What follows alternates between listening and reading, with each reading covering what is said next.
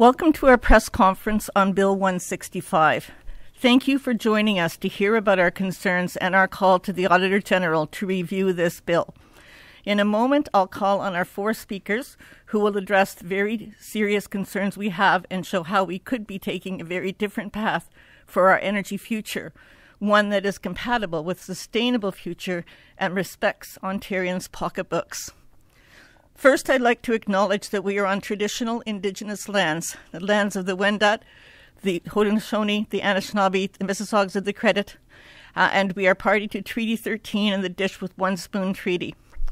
Indigenous values call us to respect the earth, to think ahead 7 generations when making the decisions we take today, to protect and defend life, the earth, air, and water that sustains us all. It is on us all to learn from these values and to walk a path of justice and reconciliation with the First Peoples of this land. I'll be moderating today. My name is Lynn Adamson, and I'm co-chair of the Ontario Climate Emergency Campaign. OCEC is an organization of 280 diverse member groups representing more than 850,000 Ontarians. We have developed a 12-point climate action plan for Ontario. It's on our website. Check us out. We apply a climate lens to the actions of the government and work with all the parties in a nonpartisan way to work for a sustainable future for all. Now I'd like to introduce our speakers. We'll hear first from David Robertson, representing Seniors for Climate Action Now. Then Gabby Kalapos of the Clean Air Partnership will speak. Then we'll hear from Tim Grant of Harvard Village Resident Association. And finally, from Lana Goldberg of Stand.Earth. After some closing remarks, we'll take questions. So I would like to hand it over right now to David Robertson. Thank you. Thank you. My name is David Robertson. I'm with Seniors for Climate Action Now. Last week, the federal government released the latest annual report on Canada's greenhouse gas emissions. Ontario has a dubious distinction. It is the province with the highest year-over-year increase in carbon pollution.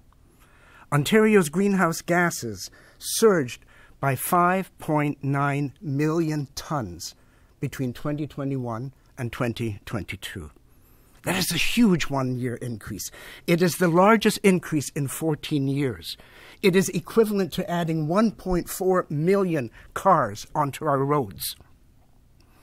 In fact, Ontario was responsible for 60% of all the carbon emission increases in the country.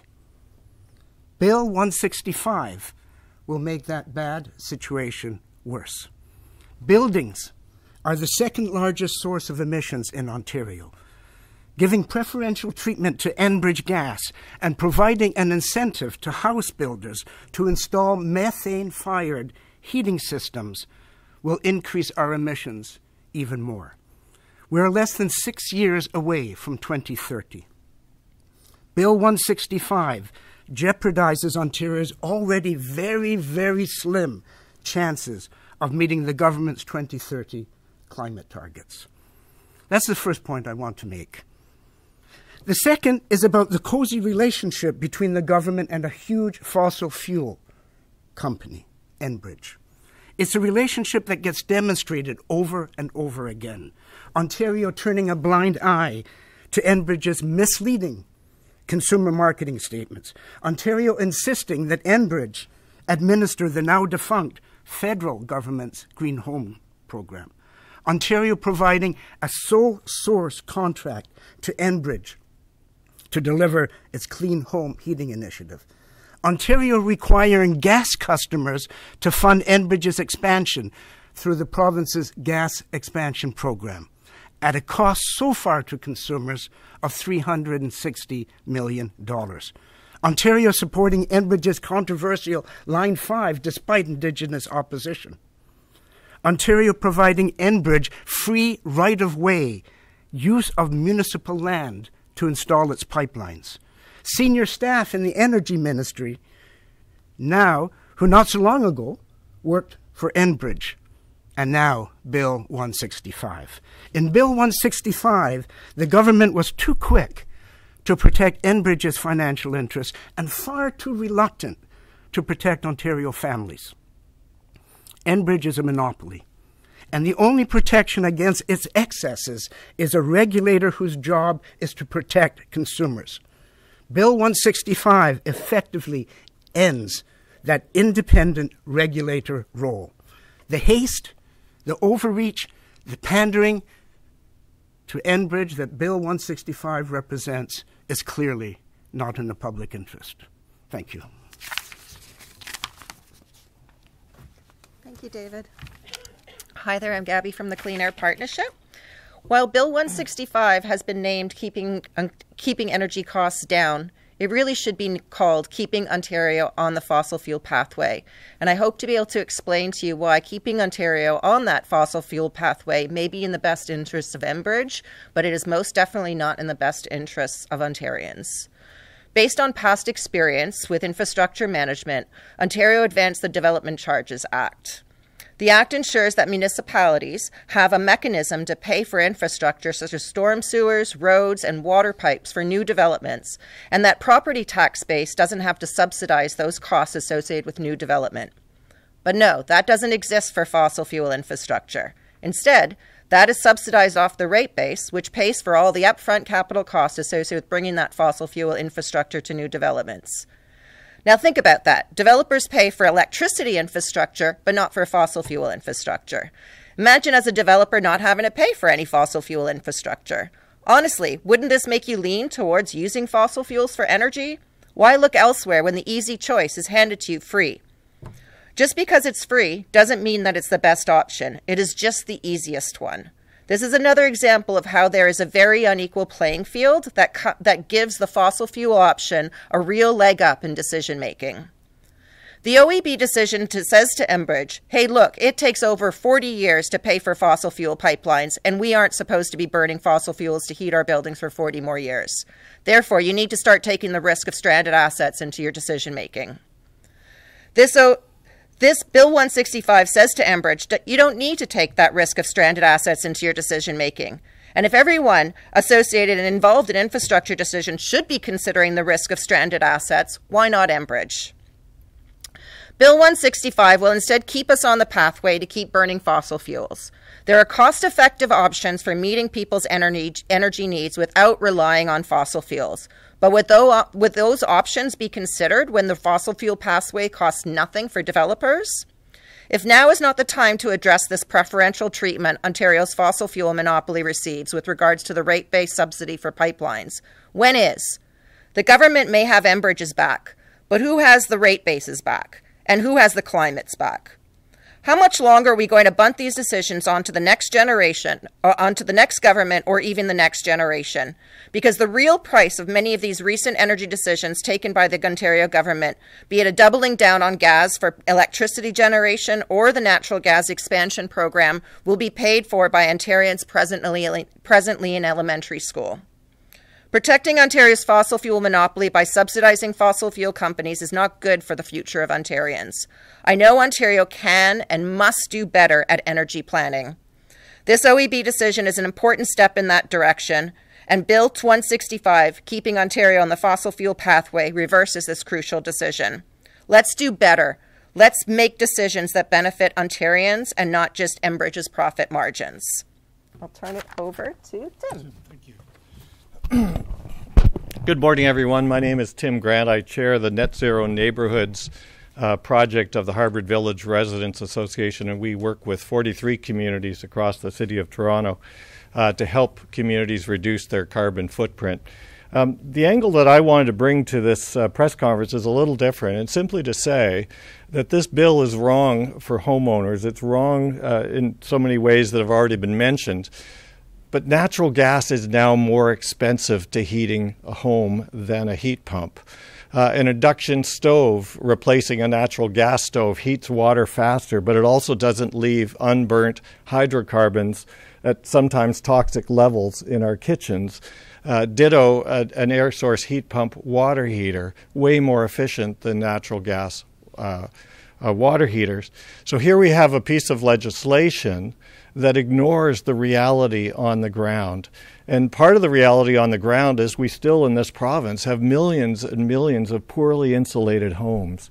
And rather than address that issue and help homeowners use less energy, we have a bill that isn't taking us in the wrong direction.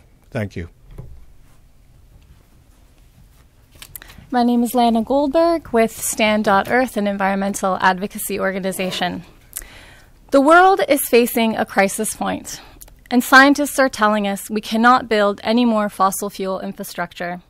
Political leaders across Canada and the world understand this. More than 100 cities and subnational governments and 13 nation-states have endorsed the Fossil Fuel Non-Proliferation Treaty, which is a commitment to stop fossil fuel production and infrastructure and to fairly phase out fossil fuels. Governments the world over are also taking concrete actions in this direction, including on buildings, which has been a high polluting sector. Just next door in the U.S., 2 states and more than 100 municipalities have passed building decarbonization policies. Here in Canada, the BC provincial government has made it easy for municipalities to adopt requirements for all new homes to be heated with non-emitting sources. Almost 30 municipalities have decided to adopt this level of the STEP code in the last year. Several months ago, the Quebec government introduced new regulations that set the stage for building decarbonization. 4 Quebec municipalities had already passed bylaws requiring new buildings use non-fossil fuel heating just a few weeks ago. New fossil fuel heating. And just a few weeks ago, Montreal Metropolitan Community, which includes 82 municipalities, passed regulations that require new small buildings to use non-emitting heating. But Ontario is going in the complete opposite direction. Instead of paving the way for a transition to clean energy, this government is actively propping up the gas industry, prioritizing its expansion and profit-making over the public interest. At a time when people are struggling to pay bills, it is irresponsible for the government to make us cough up more money to subsidize a mega corporation to make it even richer. It is also unfair to force gas down the throats of new homeowners when they could be paying less for electric heating and cooling.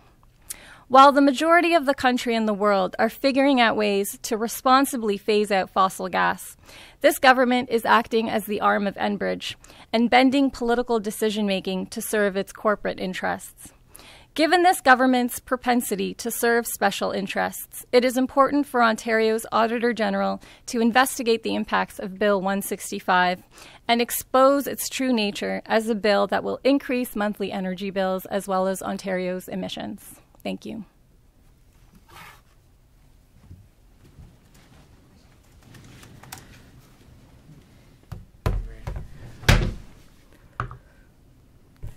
Thank you very much to our speakers, and thank you again for being here today to learn more about these things. I want to add that I'm so impressed with the Harvard Village Residents Association and another group called The Pocket in Toronto who show the way forward, and we should be supporting those initiatives rather than tipping the scales towards Enbridge.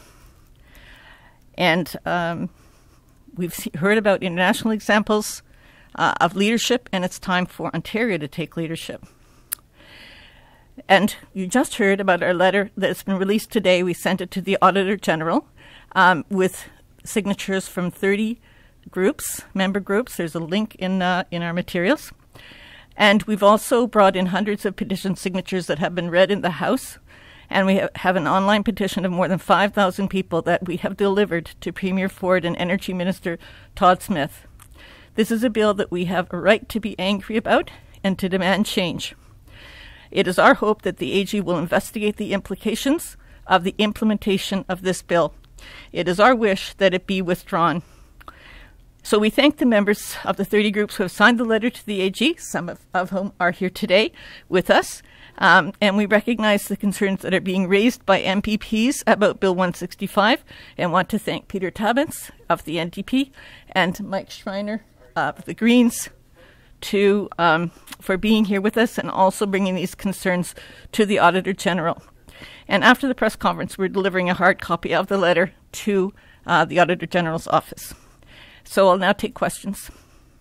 So this bill has been around since late last year. The government was very clear that they were going to do this.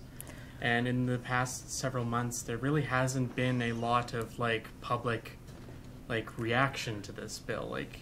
It seems like there could have been to get people riled up about how they're being asked to subsidize houses, or that they're being denied a cut to their natural gas bills, but we haven't seen a lot of public engagement on this issue, and I'm wondering, why do you think that is? Do people just not care? Well, I just think it takes a little while to get people aware of what's being done at the provincial level, and all our groups are undertaking those steps to make sure people do understand what is being done so that they can take action and contact their MPPs and insist on change. So we are doing that kind of activism. Would someone like to add? Yeah, Thank you. I'll just add that 10 municipalities have passed motions in support of the OEB and in opposition to this bill.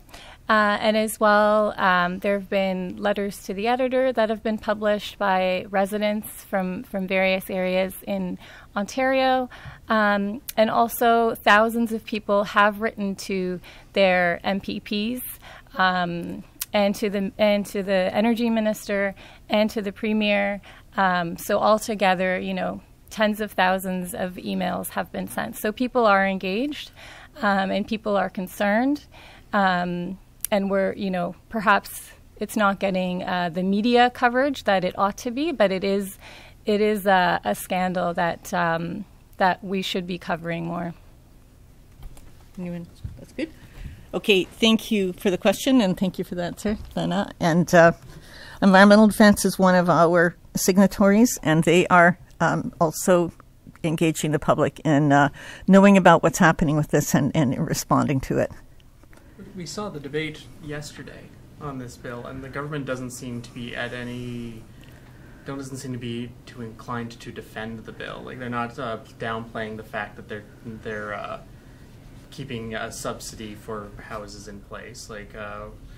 When it's brought up in the debate yesterday, it was oh, so you're not in favor of lowering housing prices. They clearly think that this is a winning message, and so far this issue has not gained a lot of steam in 4 or 5 months. So, and the bill is on third reading now. So it's our guys are coming down to the wire. What can be done in the next several weeks to make the government start feeling the pain on this issue? Okay, thank you. The government was very confident on the Green Belt as well.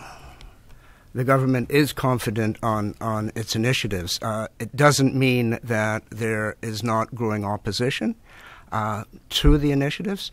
And the bill is going to be passed. We're in a situation of a majority government, and that's why we're hoping that the Auditor General can use her office to actually investigate, because there are real issues here. There are cost issues about what it's going to mean for consumers having to pay for Enbridge's gas infrastructure.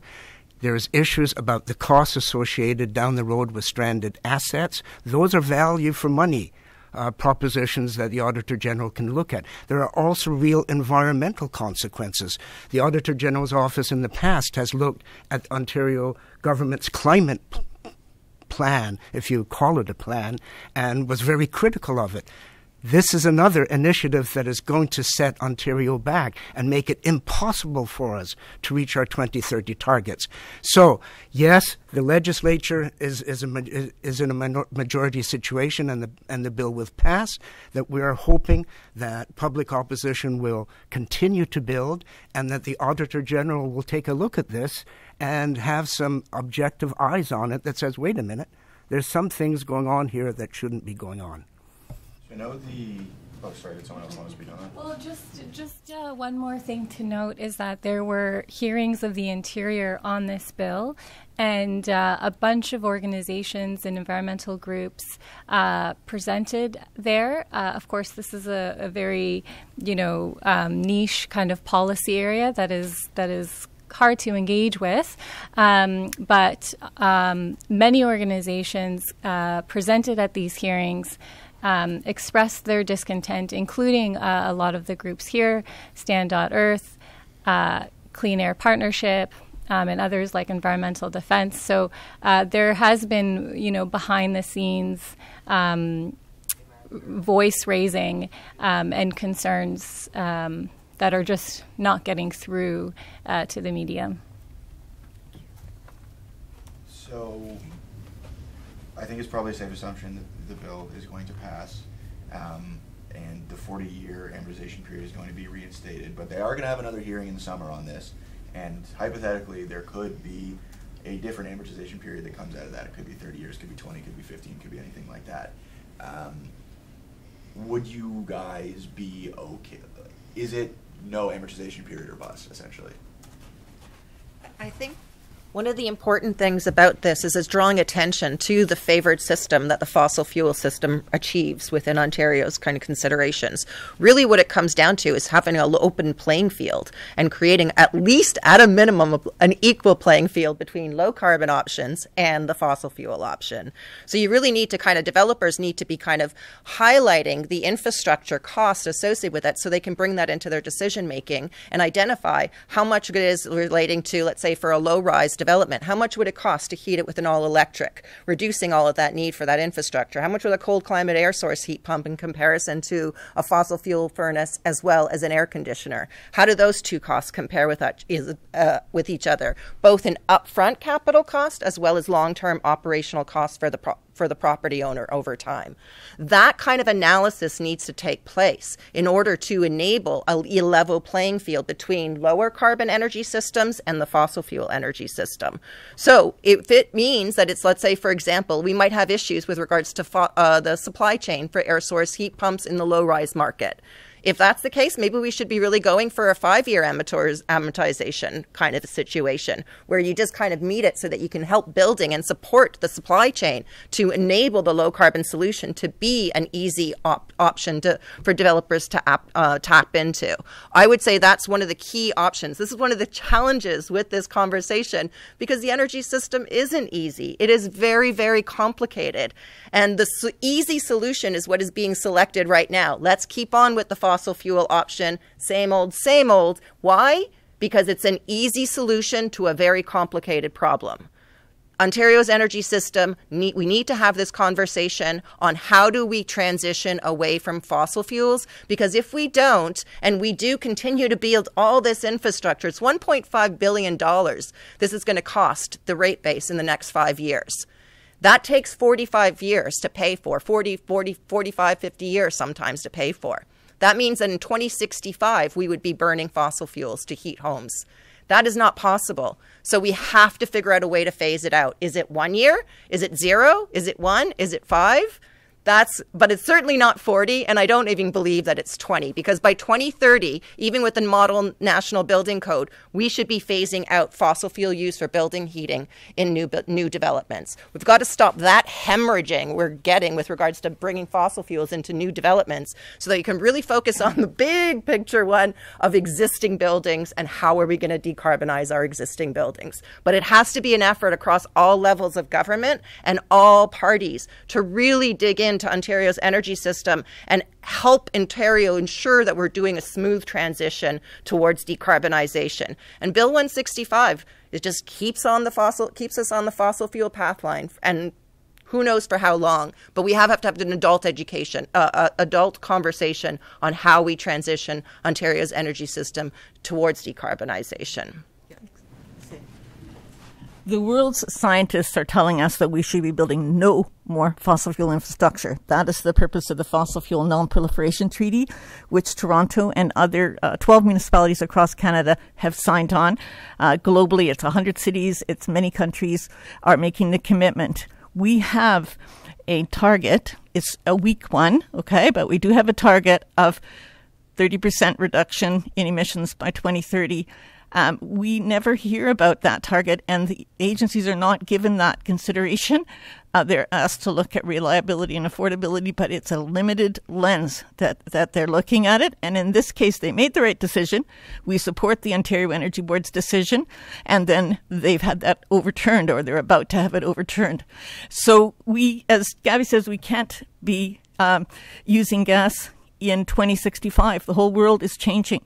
We need to stop now, and we need to have the adult conversation. We need to move forward. This is slightly off topic, but since you guys are all here, the government announced this morning that they have procured 1,784 megawatts of clean energy storage, which is like battery storage that helps sort of smooth out distribution from new renewable energy projects. And then they've also procured 411 megawatts of natural gas generating capacity. And so they're doing a lot more with the in the battery storage than on the natural gas. Is that a good sign, or what do you make of this procurement? Well, that one announcement has to be considered in the face of other announcements. They're doing way more on natural gas production than they are on battery storage, probably 3 times as much. And the issue of battery storage is, what is it storing? Is it electricity from gas-fired plants that are getting stored in the batteries, or is it energy from windmills and solar arrays? So I think it is great that after 5 years of refusing to even consider renewable power, that the Ontario government is now considering procuring through the IESO, procuring more renewable power. That is a step in the right direction. It is completely overshadowed by Ontario's commitment to building more methane-fired electricity plants. Yes, and I'd just like to add that in California, they are just going day after day after day, month after month, they are using renewables to power their grid, renewables combined with storage. So we need to see that happening in Ontario, and many of the groups that you see here today have signed on to the pledge that came from COP28 to triple renewables by 2030. Or 2035. We give them a little bit longer, but let's get moving with the renewables. We need to see that happening. Where are you guys at on nuclear and the nuclear expansion? Yeah. Yes, that's it. This is where it gets really complicated on one. One of the key things that I think is really the biggest risk we face in Ontario is that we know nuclear prices are always going up in that direction. Now, we recognize that renewables compete against nuclear hands down from an economic perspective in terms of generation. Where renewables have the additional cost burden is on the storage associated with those renewables. That's the challenge that we're facing. But we also know that nuclear is just going up and up, and there's no nuclear plant that I can think of that has ever come out on time and on budget. It's only just ramping up in terms of expenses. We also know that the recycling and storage prices are going down. So if we don't have our kind of ability to kind of not throw all our eggs into the nuclear basket, we are going to miss out on a lower cost electricity source, because we know that renewables are way cheaper than nuclear. And then even if you bring in the needed storage associated with it, then you're really looking at the prices going down for storage and going down fast. When is the right time for Ontario to switch and really putting its emphasis on renewables and storage? And all I can say is that that makes a lot more financial sense than investing in nuclear does at this point in time, considering just the cost perspective. Thanks. We're still paying for the last generation of nuclear decisions. It's built into our tax system. It's still hundreds and millions of dollars on the accounts. The next generation of nuclear is going to be equally as expensive. And there is no guarantee that it's going to work. That the Ontario government committed to 4 small modular reactors at Darlington. Small modular reactors don't exist. Anywhere that they've come close to production, they have failed. The principals behind them have pulled back. The last one was in Utah. We're talking about 4 in Darlington. Small modular reactors are called PowerPoint reactors for a reason, because they only exist on paper. to commit Ontario to untested, untried, expensive, unsafe technologies when we know what we have in renewable energy that's reliable and safe and cheap? Like, why can't we make the appropriate decision? Thank you. Okay. More questions? You got to get to a question period. Okay. Well, thank you very much. And, you know, we really appreciate the opportunity. I want to thank again Peter Tabbins for booking the space for us, and for Mike and Peter being here, and for your commitment to getting this report done by the Auditor General and fighting this bill and making sure that Ontarians have actually the right information, the correct information on this, so we can move forward together to a better future. Thank you. Yeah.